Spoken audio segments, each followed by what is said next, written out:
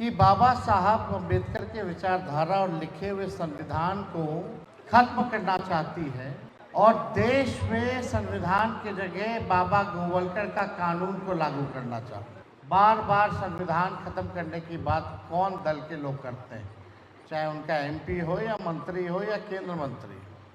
Parliament में जब भी संविधान लेकर के हमारे सांसद खड़े होते थे या बाबा साहब अम्बेडकर का नाम लेते थे तो पार्लियामेंट में चिढ़ जाते थे। हम तो खुल के कहते हैं ये लोग आरक्षण चोर और आरक्षण खोर दो है। अगर ये आरक्षण होता तो क्या 16% दलितों को, पिछड़ों को, अति पिछड़ों को, आदिवासी भाइयों को नौकरी का लाभ मिलता कि नहीं मिलता?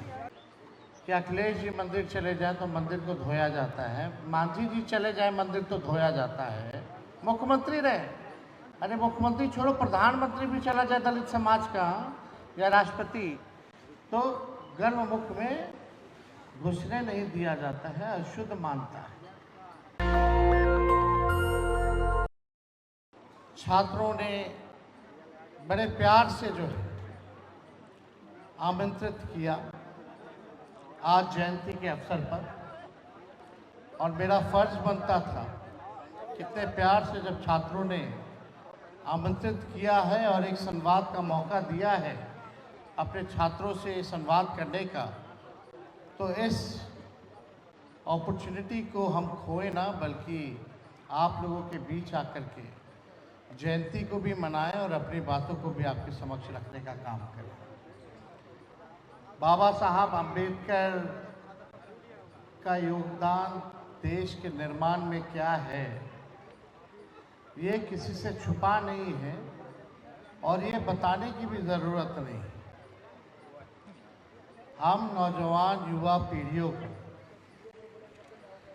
एक चीज़ सोचना पड़ेगा कि बाबा साहब के विचारधारा पर हम लोगों को चलना है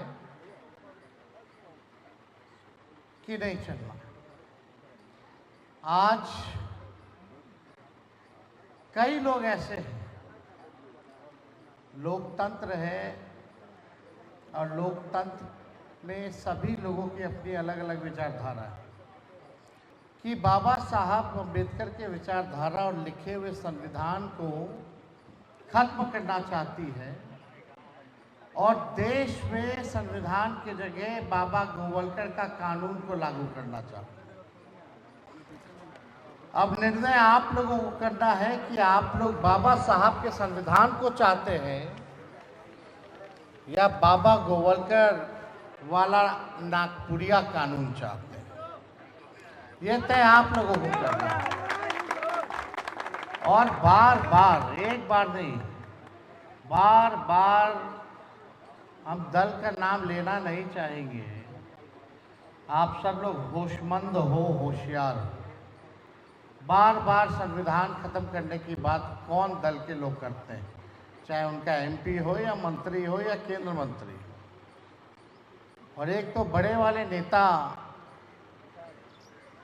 जो अभी कुछ दिन पहले ही बिहार आए थे, पार्लियामेंट में जब भी संविधान लेकर के हमारे सांसद खड़े होते थे या बाबा साहब अम्बेडकर का नाम लेते थे तो पार्लियामेंट में चिढ़ जाते थे और आपत्तिजनक बातों को उन्होंने पार्लियामेंट में कहा और अभी भी माफ़ी उन्होंने मांगा नहीं। इतने बेशरम लोग हैं कि मन में कुछ और है, लेकिन बाबा साहब की ताकत ये है, भले ही वो गाली देते हो, बाबा साहब के अम्बेडकर की विचारधारा को नहीं मानते हो, लेकिन आज पटना की सड़कों पर जो है वो लोग भी बाबा साहब अम्बेडकर की जयंती मना रहे हैं। तो हम लोगों को समझने की ज़रूरत है कि कौन है ये लोग। इनको केवल वोट बैंक से मतलब है, आपकी समाज को वंचितों, शोषितों, back bencher of the society, जो अंतिम पैरान पे खड़ा व्यक्ति है, उससे इसको कोई मतलब नहीं है।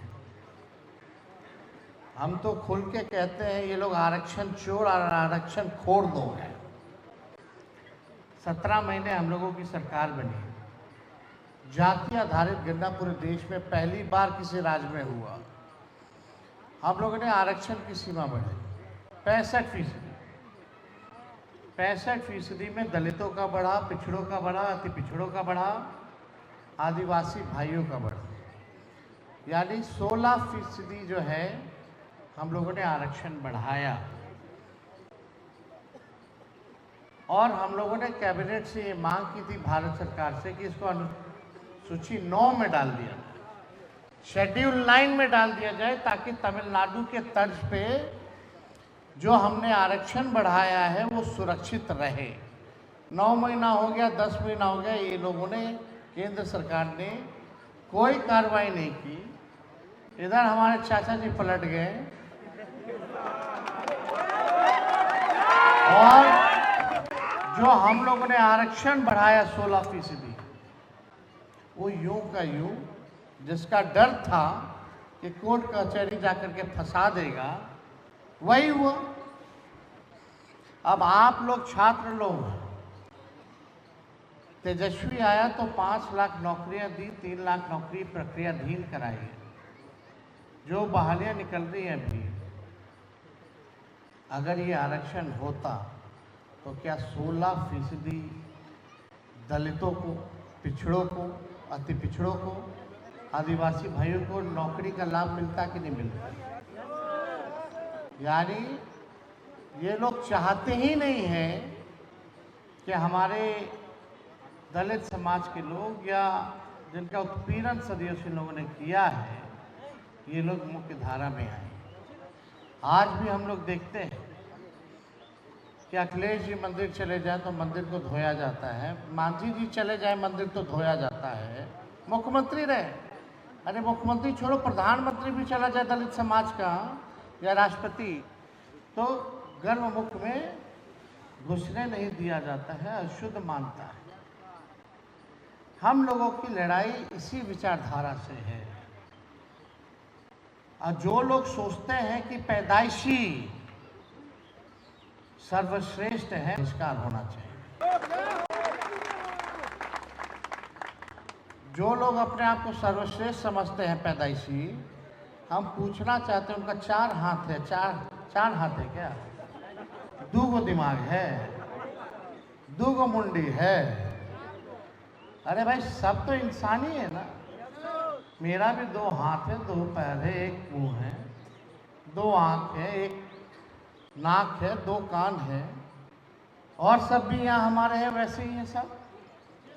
हम सब लोग तो बराबर हैं। सुन लो, इसलिए ना आरक्षण बढ़ाया गया।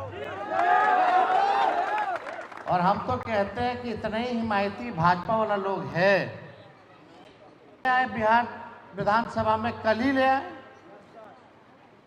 65% ना करके 75% कर दे, हम तो स्वागत करेंगे, जल्दी पास करा देंगे। लेकिन केंद्र सरकार को बोलो पार्लियामेंट में खोले, राते में अनुसूची 9 में डाल दे। इस पे कहीं कोई चर्चा ये लोग करने वाला नहीं।